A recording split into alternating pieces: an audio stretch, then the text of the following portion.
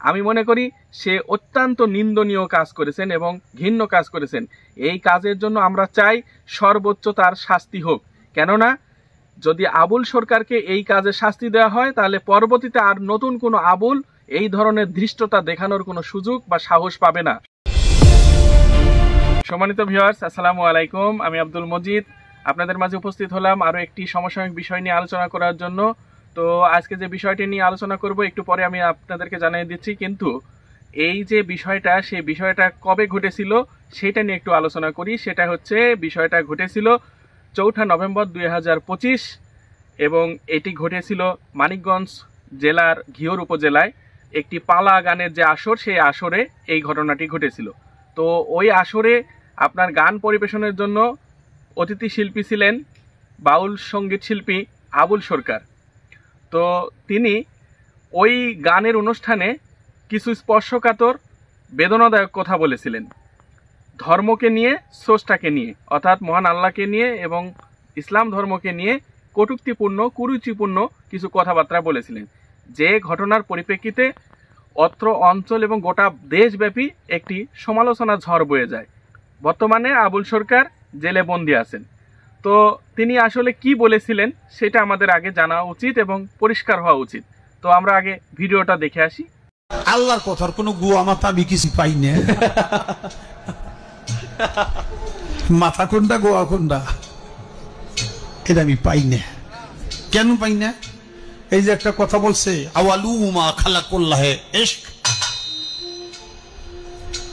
প্রথম সৃষ্টি ইশক। আওয়ালু মা খালাকুল্লাহে মিন নূরি, নূর, প্রথম সৃষ্টি নূর।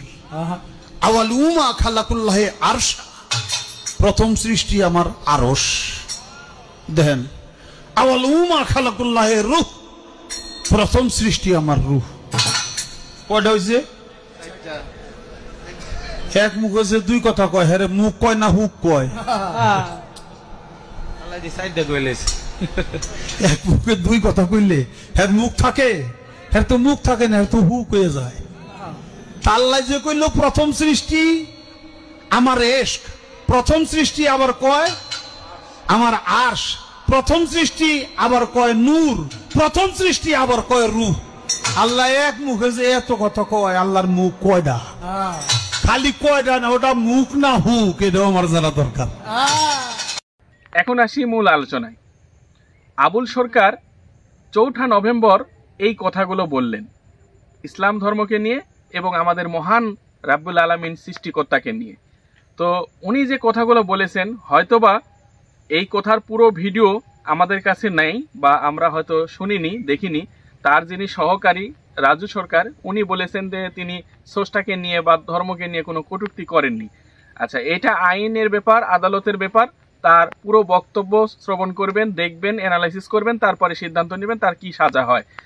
তো আমাদের যারা বিভিন্ন ধর্মের অনুসারী আছেন, বিশেষ করে প্রধান 3টি ধর্ম, একটা হচ্ছে মুসলিম, একটা হচ্ছে হিন্দু, একটা হচ্ছে খ্রিস্টান। এই 3টি ধর্ম একেশ্বরবাদ বা এক আল্লাহতে বিশ্বাসী। তো যারা একেশ্বরবাদে বিশ্বাসী, তার মধ্যে মুসলিমরা বিশ্বাস করে আল্লাহ এক এবং অদ্বিতীয়, তার কোনো শরিক নেই। তার বিভিন্ন নাম থাকতে পারে, তাকে আমরা বিভিন্ন রূপে, বিভিন্ন গুণে আমরা গুণান্বিত করতে পারি, কারণ তার তো সব কিছুই গুণের সমাহার। তো আমরা তাকে রাজ্জাক, রহমান, খালিক, মালিক সব কিছু নামেই ডাকতে পারি, কারণ তার 99টা নাম।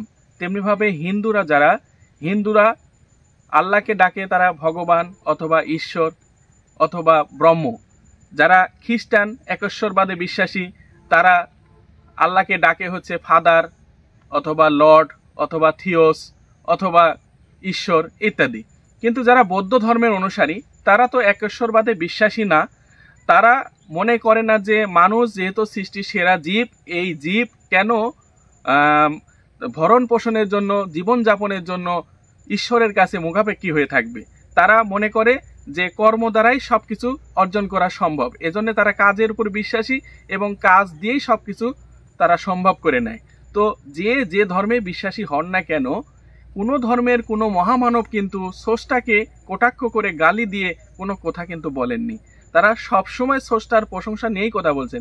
যে আবুল সরকার এই দৃষ্টতা দেখাইছে, তিনি কি জানেন না যে এই পৃথিবীতে তিনি যে ভাষা, যে শব্দ, যে কথা, যে বোধগম্যতা তিনি বুঝাইতেছেন, সেটা তো আল্লাহরই সৃষ্টি। আল্লাহ তাকে ভাষা দিয়েছেন দেখে তো তিনি এই কথাগুলো বলতে পেরেছেন।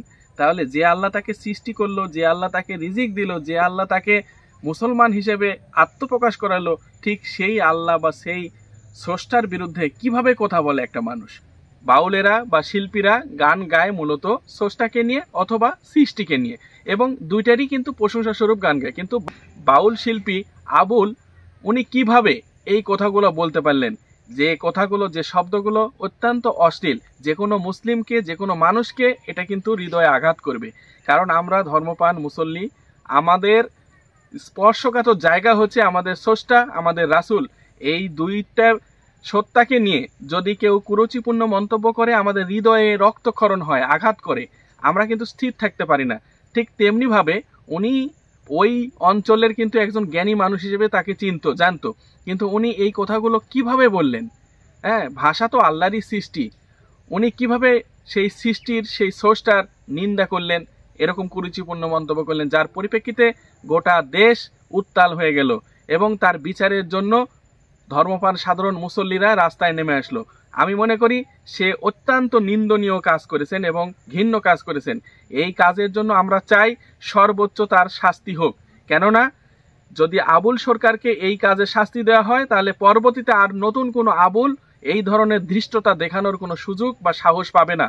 তো প্রিয় বন্ধুরা, আমাদের বক্তব্য হচ্ছে এই যে আমরা এই ধরনের ঘটনাকে কেন্দ্র করে আমরা যেন আমাদের সমাজের যে সুশৃঙ্খলতা, আমাদের যে শান্তিপ্রিয়তা, এটাকে যেন আমরা ভঙ্গ না করি। অযাচিতভাবে কোনো নিরীহ মানুষদের উপর যেন অত্যাচার নির্যাতন না করি। আমরা পরিবেশ বিঘ্ন ঘটুক এমন কাজ থেকে বিরত অবশ্যই থাকব।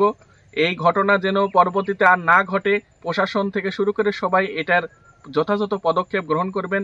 সরকার তার বিরুদ্ধে অবশ্যই পদক্ষেপ গ্রহণ করবেন এবং কোনো সাধারণ মানুষ যেন আঘাতপ্রাপ্ত না হয় এবং পরবর্তীতে যেন কোনো ধর্ম অবহেলিত না হয়, তুচ্ছ তাচ্ছিল্যের দিকে না যায়, কোনো বিদ্রুপের দিকে না যায়, কোনো ধর্মের কোনো প্রকৃত গুণী ব্যক্তিকে নিয়ে যেন কেউ বাজে মন্তব্য না করে, এটাই আমি সবার কাছে আশাবাদ ব্যক্ত করছি। তো সবাই ভালো থাকবেন, সুন্দর থাকবেন, সুস্থ থাকবেন। আল্লাহ হাফেজ।